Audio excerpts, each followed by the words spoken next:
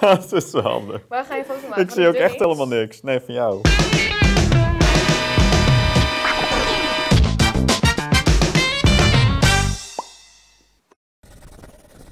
Welcome back to a new episode of Tools for Dummies Live. Well, something's different here. Yeah. Did you do something with your hair, Danny? Well, no, I need to go to the barber today. It's just, it's grown a bit longer. Okay, but what is different then? I don't know. Talking in English. Oh, is that it? Yeah, is we're that talking it? in It's talking English. in English. It's Yes, amazing. we are. It's But really why amazing. are we talking in English? So that everyone can understand us. But what about the Dutch? They can't understand us. Then they can learn English. We Yeah, can also talk English. Yeah, well, but there wasn't any budget left to give us a proper English lesson, so for us it's a very different kind of cookie than going into Dutch. And we had the same course as our coach Louis van Gaal. Yeah. So don't expect any great results yet. No, but back to business, Danny. What are we going to do today? What about selling this great new quiz button? No, this 3D printed quiz button. we don't going to do that. Okay, well maybe we can use that later. Yeah. What are we going to do then? We're going to talk about Photoshop and Adobe Lightroom. Ah, the most known Adobe program there is. Yeah, but what can you actually do with it? Well, maybe retouch the walls, the backs under On your my eyes. face? Yes. Maybe we can add some muscles to your body. What? Yeah. So before we go into Photoshop each other's head off, let's start with the basics of Photoshop.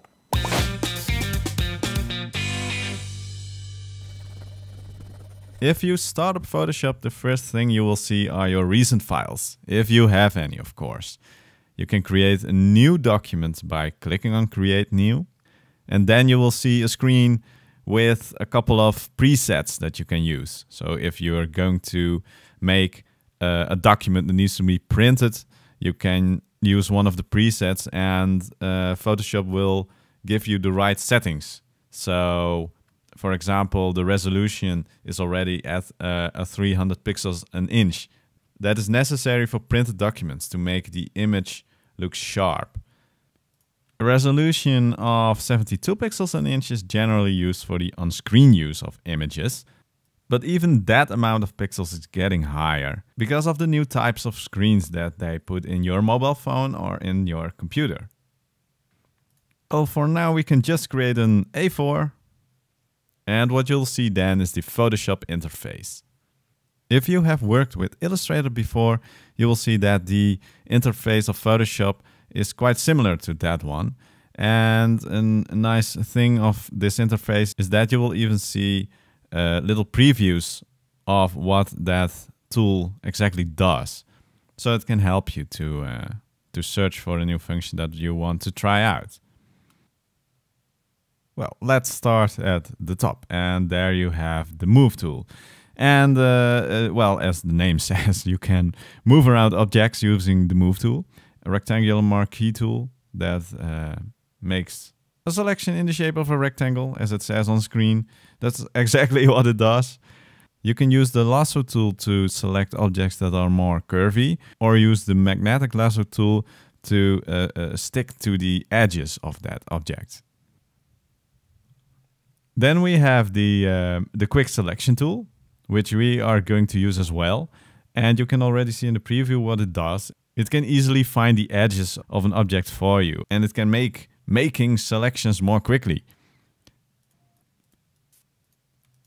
The Magic Wand tool is quite similar, but that one works better with evenly colored shapes. So if you want to select a background that is completely blue or white or any other color, then you can use the Magic Wand tool.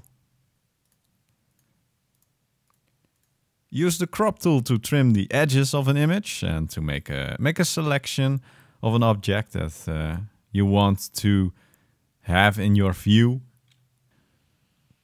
The eyedropper tool, you can use it to sample a color in the image and use it on another object.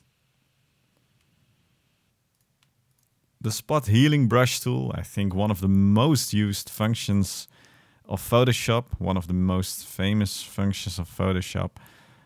You can use it to retouch your face. And remove any spots or pimples you don't want others to see in your picture. And if you click on it, you have other options like the red eye remover tool to remove red eyes from your picture if you have taken a picture using a flashlight and the red eyes showed up. Of course, you can make your own shapes too using the pencil or the brush. And just like in Illustrator, you can make use of the pen tool to create your own curved shapes. And below it is the clone stamp tool, and you can, just as the description says, paint with pixels from another part of the image. You can also use it to manually retouch a face by using other parts of it that doesn't have that pimple, for example. An eraser to erase objects from the image. And the paint bucket tool to give parts of the image a different color. A blur tool to add blur. For example, if you haven't already added blur by using a low aperture while making your photo. And the dodge tool to lighten up areas in your image that you find a bit dark. And where would we be without a proper text tool to add text to your images?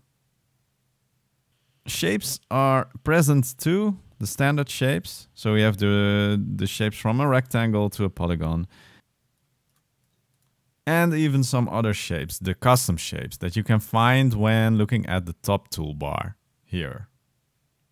The hand comes in handy to move around your canvas if you're zoomed in. So hold down the space bar and click and drag your image, and you can see that you can move the canvas around.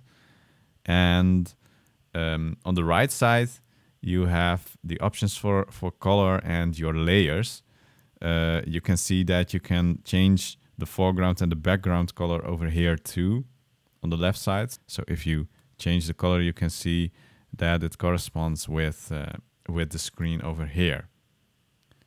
Layers are one of the most useful functions of Photoshop. You can use layers to stack objects on top of each other and make sure that objects on the foreground are separated from the ones on the background. And you can easily edit them individually without touching the other objects that you see in your image. You can select a layer and lock it, so you can work on a different layer and not disturb the objects on the other layer. And you can make use of layers to make adjustments to your picture without making your changes definitive. So you can always undo what you have just done. And it's as they call it, non-destructive. So if you would have a picture over here and you would use the adjustment options over here, they are destructive. So you cannot go back and change it afterwards.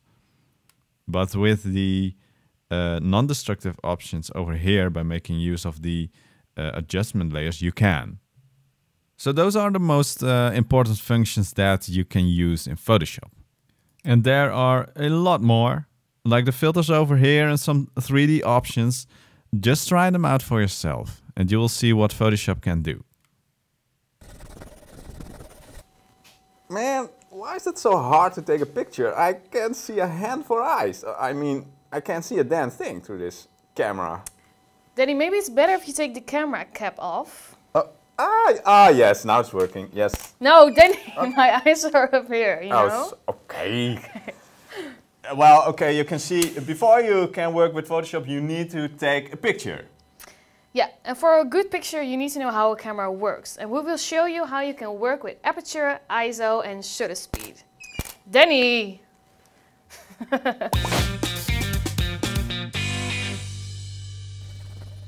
We have a beautiful photo set to shoot some cool pictures of our favorite candy, Dummies.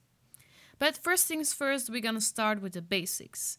When you want to make a good photo, 3 things are really important: ISO, shutter speed, and aperture. Let's start with ISO. ISO stands for the light sensitivity of the sensor. You will have different numbers for ISO, starting with 100. As you increase the ISO number, your image will become brighter, so you can shoot photos when the environment light is not so bright. But higher ISO numbers add grain to your image. So always try to shoot with an ISO number as low as possible with the aperture and shutter settings you have chosen. For outside shooting on a sunny day, start by setting your ISO to 100. Increase your ISO when there's less light, for example on a cloudy day. It's very well possible that you will need to increase the ISO to 200 or 400. You can see if we increase the ISO, the darker parts become lighter, and if we remove the lights, you can even see better that there is a lot of grain visible in the darker parts. Also, the subject of the photo is getting overexposed. So remember, keep the ISO as low as possible. Okay, next thing, aperture. When we want to take a picture, we can adjust the size of the lens opening where the light is coming in to hit the sensor. This is the aperture.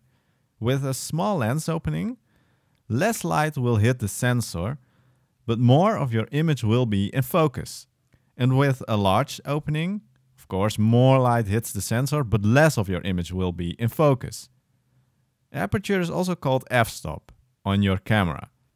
And in most cases, the f-stop is numbered from 2.8 up to 22, depending on the lens you have. So, of course, there are lenses that go even lower than 2.8.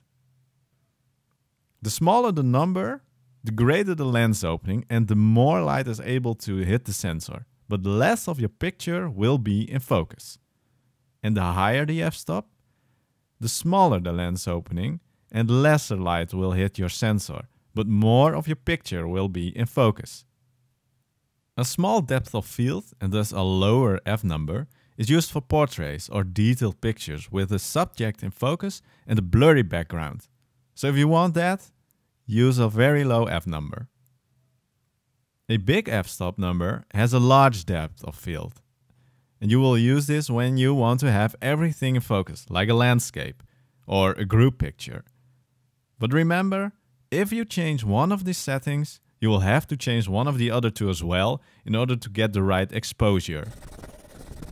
The third and last thing you will need to set up is the shutter speed.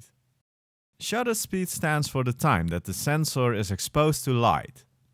You can set your shutter speed to a long and a short exposure. You use a long exposure when the light is limited, for example in the night, or if you want to create a motion blur to show movement in your pictures.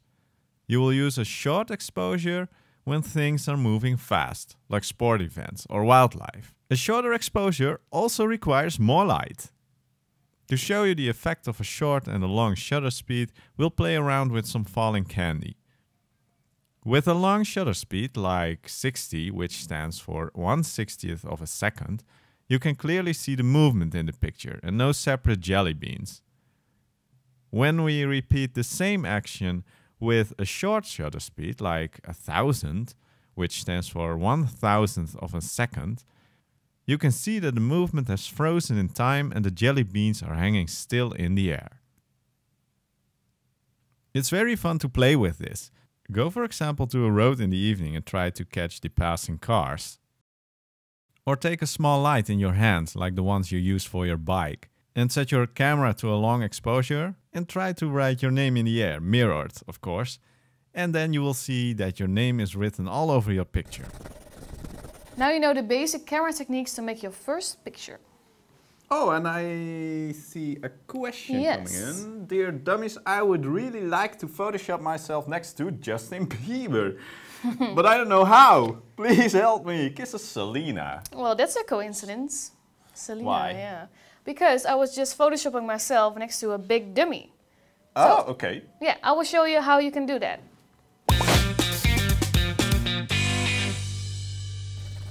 Now that we have taken a beautiful picture of our dummies, we want to place it in another environment.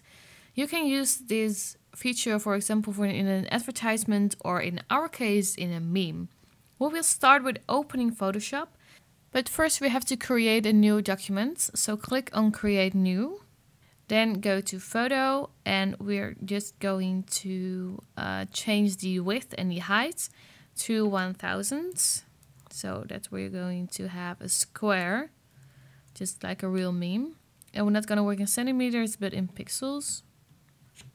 Resolution is going to be 72. When you want to cut something out of a photo, it works best if you have a solid background. So now I have my canvas ready and I'm going to search for my image. So you can see my image is still a little small, so I'm going to make it bigger by clicking on Control T or Command T on Mac to let it transform. And I'm also going to hold Shift and Alt, so it's scaling from the middle.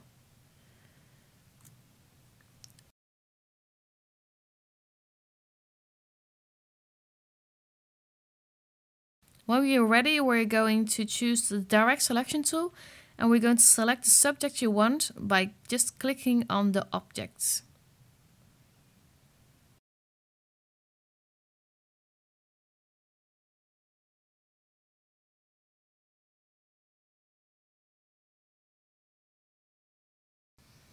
You can also zoom in to make your selection more precise. The direct selection tool works really fast, so if you have things selected you don't want, just hold Alt and click and you can see it remove the selection.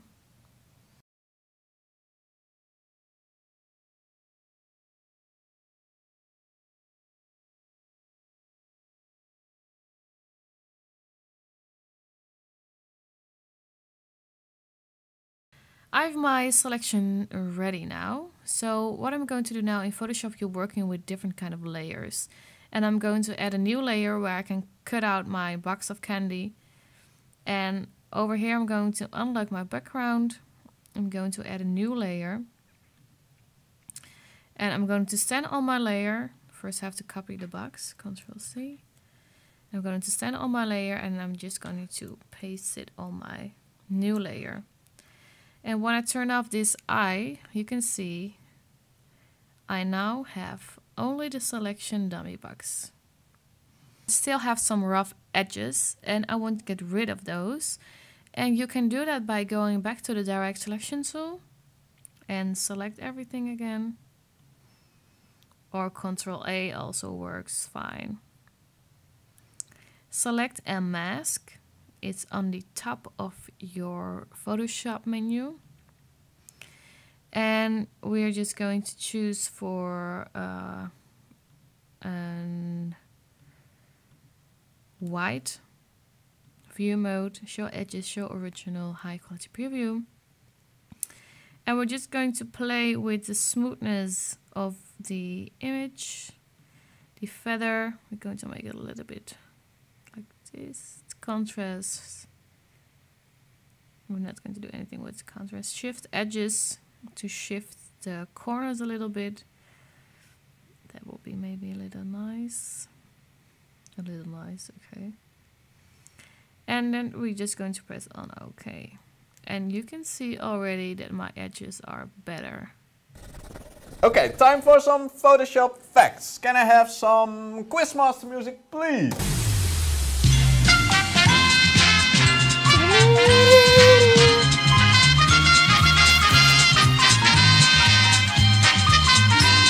Okay. Okay, fact number one. Fact number one. Did you know that Photoshop was created by two brothers working at Apple and later sold the program to Photoshop for Windows? Amazing. And that Photoshop officially is a verb right now. Okay. And that 100% of what you see in fashion magazines is retouched. Really? Yes. And you Stop can do the it music. yourself too. But I don't need a filter, Danny. Well, do you want to get rid of that pimple or what? Maybe. Can you tell me how? Or do you want to No. not be able to I don't want use to spray any spray tan. tan anymore? Yeah, that would be nice. I'll show you how.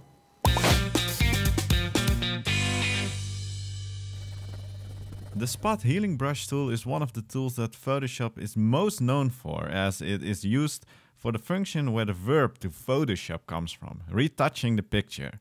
So after this, you know how to remove spots, pimples, and any lines or wrinkles from your own face. Here we have a photo of an older person made by Marloes to show you how powerful this tool is. And no, it's not my own dad, but let's zoom in a bit, and you can clearly see what time has done to this great looking face. He would probably find it nonsense to remove his wrinkles, but he has such great ones to demonstrate the spot healing brush. So let's select it and make it a bit bigger. And then just click on the parts you want to improve.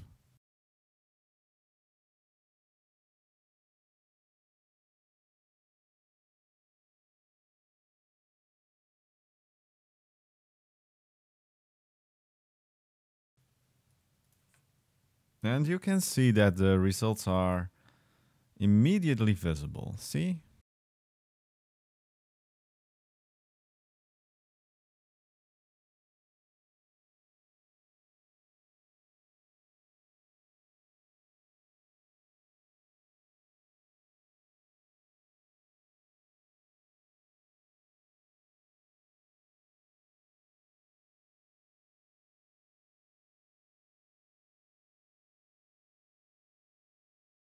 He's already 10 years younger now, and it looks very natural.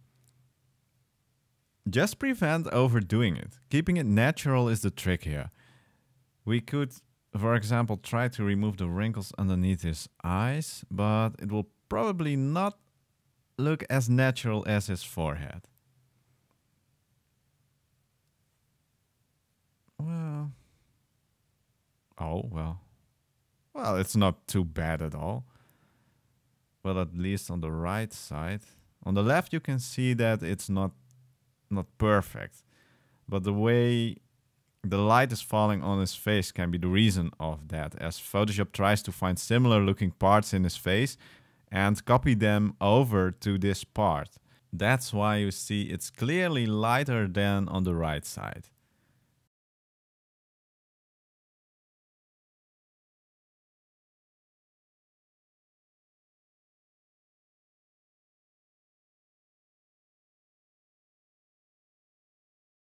Now, let's clear up some parts and remove this last wrinkle.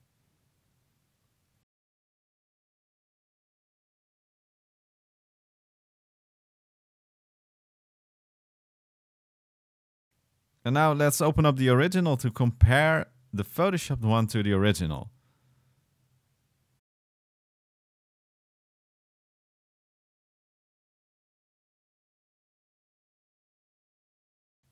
Wow, well, apart from the light part underneath his left eye, the result is really great. Let me show you a fun other tool of Photoshop. Face-aware Liquify. Face-aware Liquify is a fun tool to change your entire appearance. Let me show you what it does. Open up a photo or place it on your canvas and choose Effect and then Liquify. And now Photoshop automatically detects any faces in the picture and you're free to modify them any way you want. You can see that it doesn't separate faces in pictures. So from pictures in pictures from other faces around. So you will be able to change those too if you want. There are a lot of characteristics that you can change now. Let's start by giving us some big anime eyes first. Click on the chain to change the two eyes together or leave it open if you want to change them individually.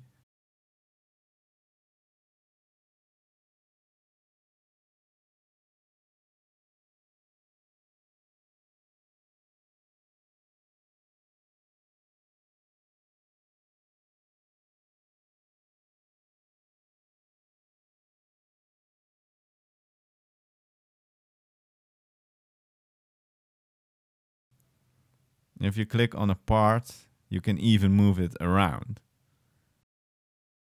Or change the way your nose or mouth looks.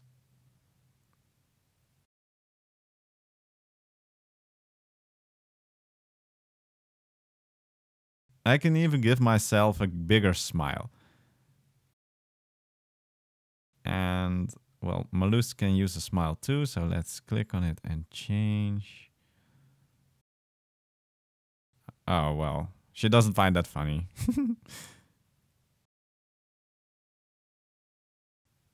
You can find extra tools on the left, like this forward warp tool, and you can use it to directly manipulate any areas and move them around instantly, like what I'm doing now with our eyes. And yeah, just play around with the sliders and see what they do.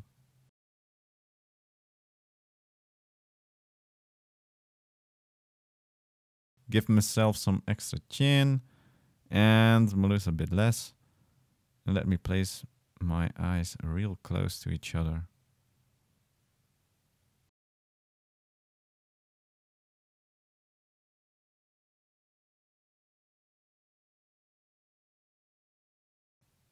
And Marloes her eyes more apart. And when you're done, confirm with OK. And ta-da! 2 Droopies presenting tools for dummies is the end result. The awesome thing about this tool is that you can even apply it to a video, and it works amazingly well. So to do that, open up a new document using the resolution of your video.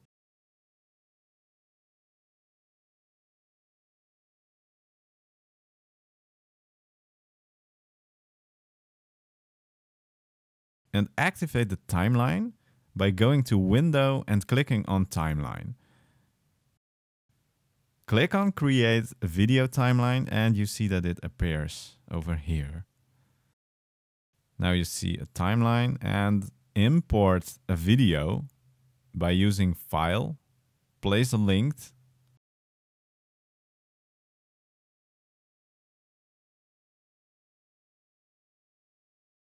and confirm with Enter. And see, now we have a video in Photoshop. And now you just click again on Filter Liquify. And you can make the same adjustments as you did in your picture. Just make sure the persons are looking into the camera when making your changes.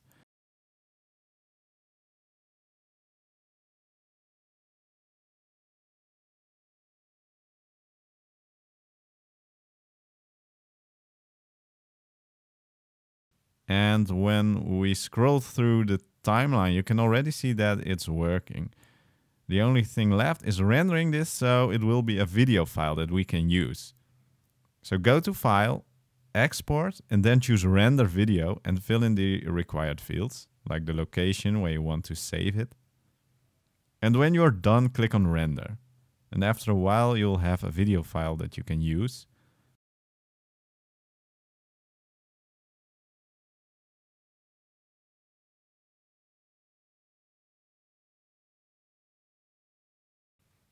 So my video is rendered now. It can take a while, but let's take a look at the end result.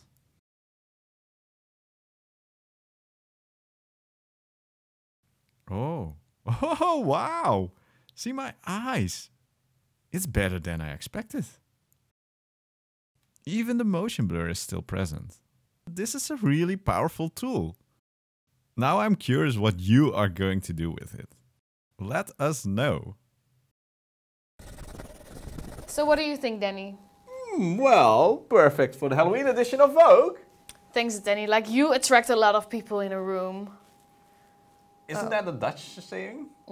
Well, anyway, there are a lot of more things you can do with Photoshop, but we would like to show you another program in the Creative Cloud. And that program is... Adobe Lightroom. Like me, light in the room. Like light as a feather. Yeah, and what can we do with Lightroom?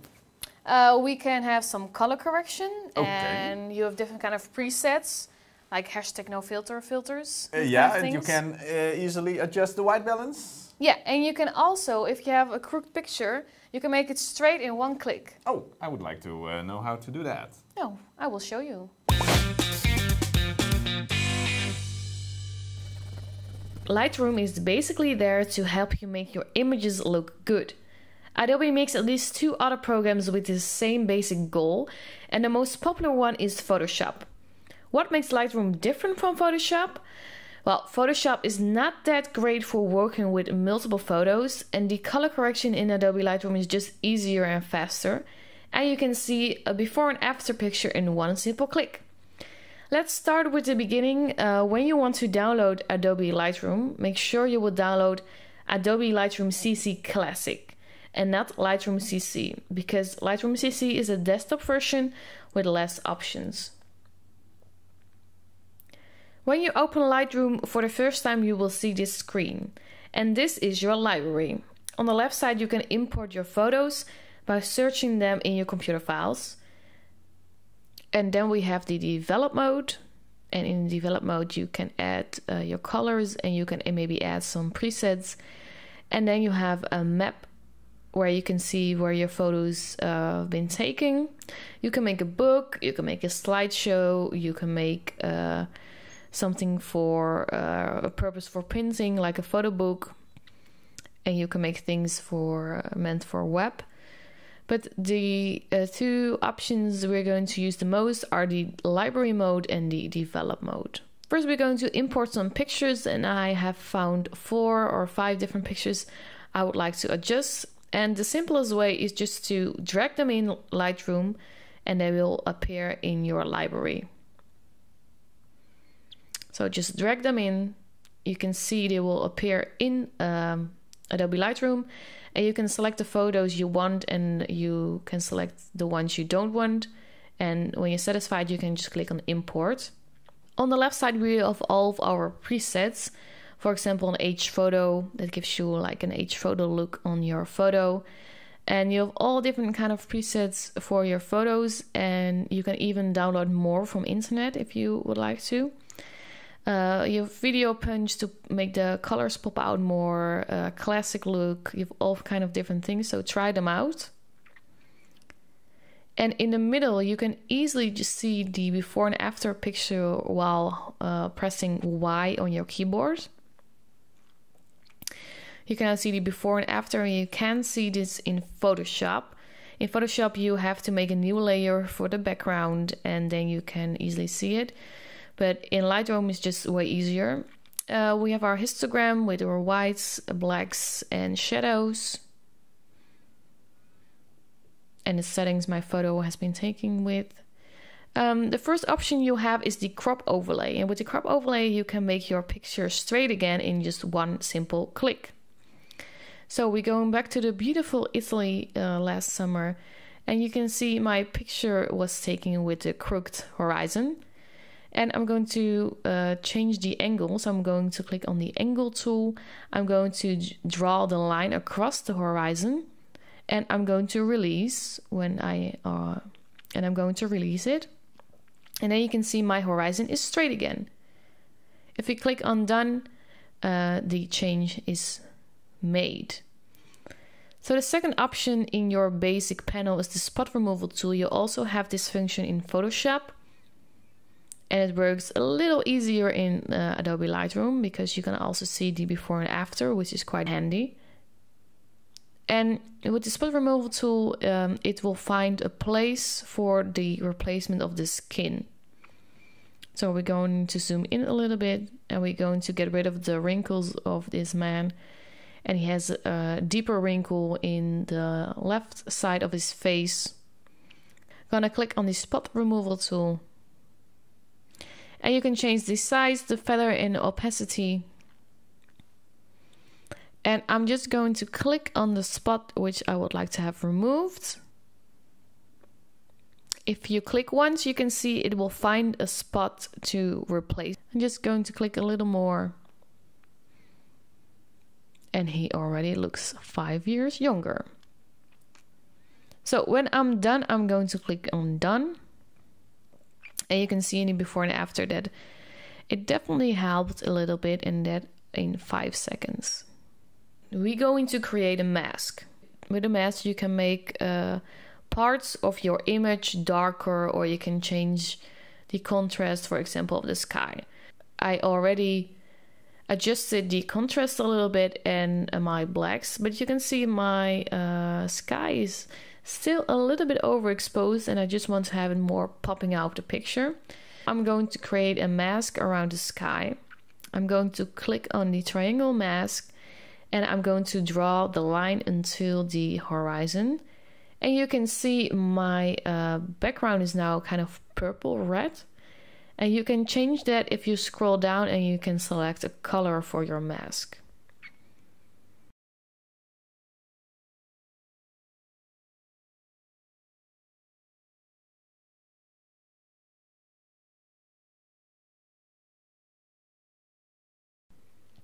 You can see mine is red now.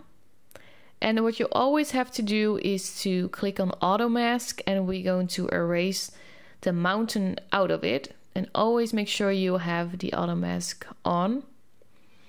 Going to increase the size a little bit and you can just click away to get rid of the mountain because that is already fine. I only want to adjust the sky.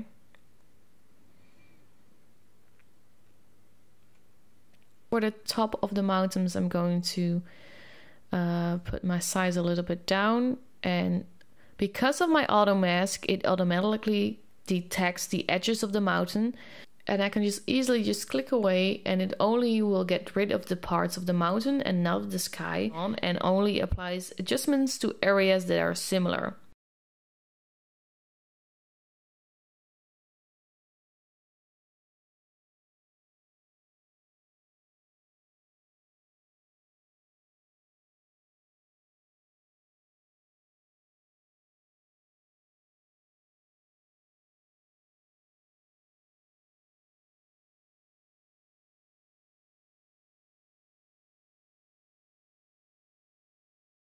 We're going to get rid of the red color. We're just going to click on the white and you can see there's no color anymore.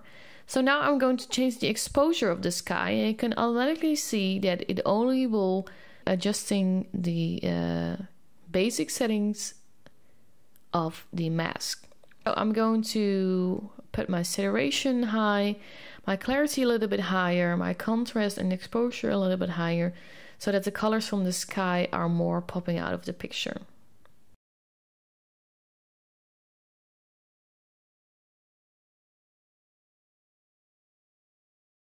When you use a mask, you can make, for example, the background pop up more out your picture, or you can just only control different kind of subjects in your picture that are really important, or you want another background color. You can all do this with masks.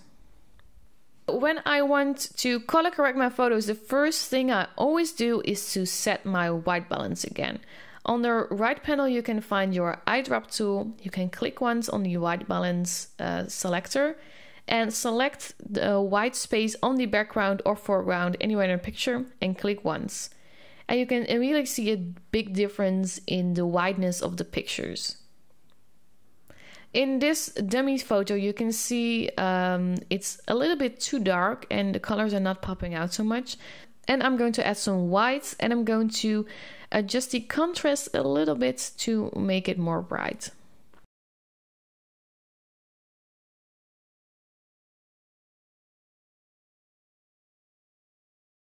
You can already see a big difference when I only have done 3 things.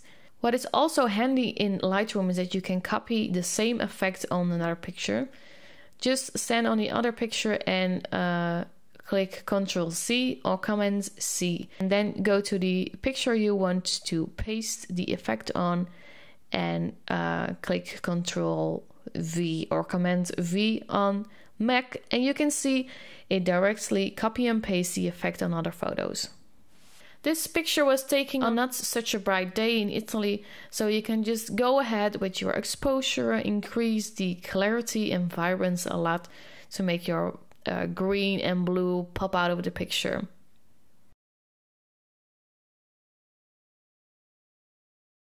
The big difference between Photoshop and Lightroom is that you can adjust multiple pictures in one time in Lightroom, and it just works faster, and it just works faster, and it's just easier to use in Adobe Lightroom. So if you have a lot of vacation photos, or you have to copy the same effect in other photos, Lightroom is your program.